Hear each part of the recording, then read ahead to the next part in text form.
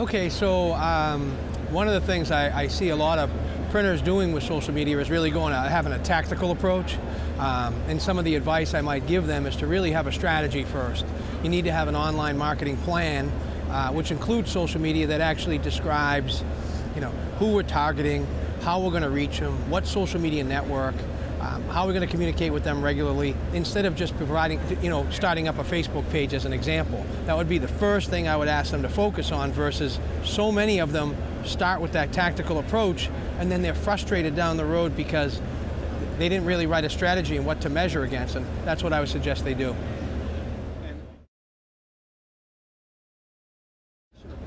Well, it really depends on your target audience, right? And when I speak about this stuff a lot, Mark, it's really about, where is your target audience, who are they, and then how you're going to reach them, whether it's business to business or it's a business to consumer, B2C as you refer to it.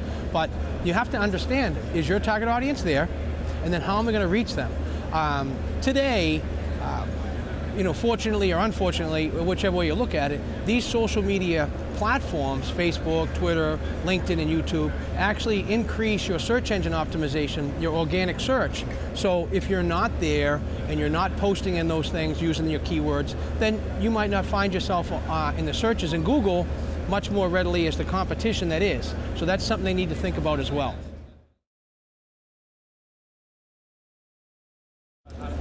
Well, I'm glad you asked that. There's certainly, there's some resources required. And I don't want to be the one that spoils the party here, but it can't be the college intern. This is real business. You really need to have to understand marketing communications and the social media networks, and it's not just about posting. The strategy is one thing, but in that strategy, there should be, in that same online strategy marketing plan, it should have, when am I going to post, what am I going to post, when am I going to post it, and why? And then how am I going to measure all of this when I'm all done on a monthly basis? But they definitely need a resource. This doesn't magically happen. It depends on how big the campaigns are going to be in the social media networks, what kind of resources you need.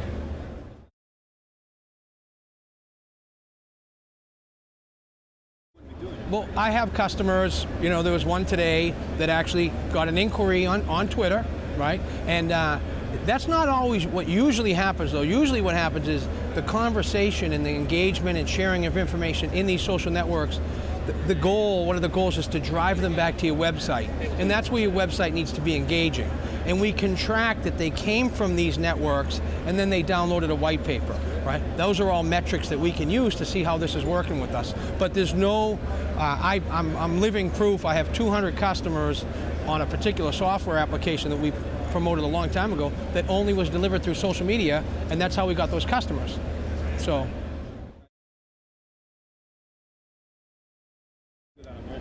Well, I think you're pointing on the subject of, today with the iPhone or Droid or BlackBerry, the smartphone has changed the way we work, and it's going to continue to.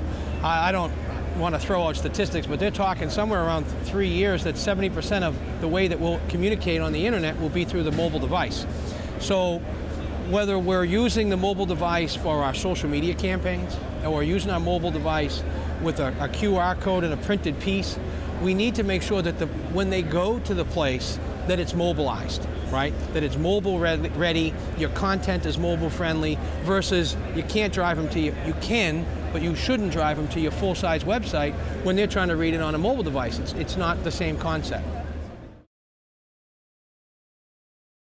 All right, so it's the Interlink One company, and we have 2 new products. One's called Create and Track.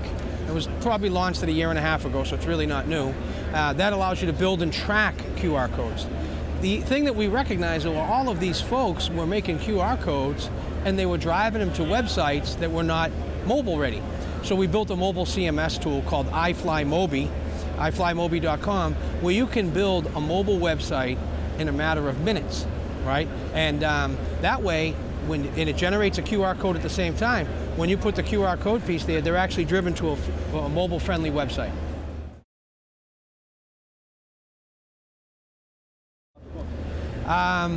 I wrote a book called Business Transformation, A New Path to Profit in the Print Industry, that it's being released, beginning of April. hopefully on my birthday. I won't reveal that exactly what day it is, but we're talking about within the next 10 or 15 days. And it's really a book about trying to help service providers understand what they can do to transform their business and to become a bigger part of the marketing value chain instead of just the print transactional piece. And it's really a culmination of all of my experience working with printers, fulfillment, mailers, and how they do that. And the successful ones, I have them called out in the book.